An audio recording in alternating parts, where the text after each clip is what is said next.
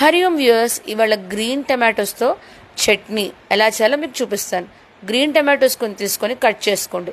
తర్వాత ఆ గ్రీన్ టమాటోస్ని ఒక బాళీలో వేసుకొని స్టవ్ మీద పెట్టుకొని కాసేపు మగ్గనివ్వండి. దాంట్లో కొన్ని పచ్చిమిరపకాయలు, కరివేపాకు, కొత్తిమీర వేయండి.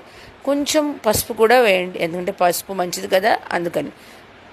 అవి కొంచెం ఆ టమాటా మగ్గాక కొన్ని పల్లీలు, నువ్వులు, శనగపప్పు, జీలకర్ర, మినప్పప్పు బాగా వేయించుకోండి.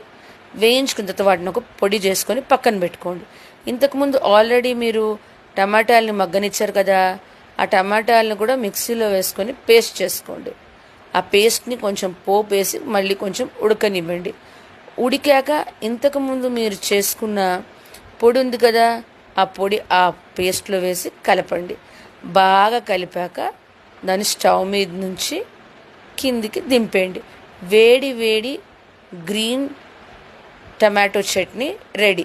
దీన్ని వేడి వేడి అన్నంలో వేసుకొని తింటే సూపర్ టేస్ట్గా ఉంటుంది.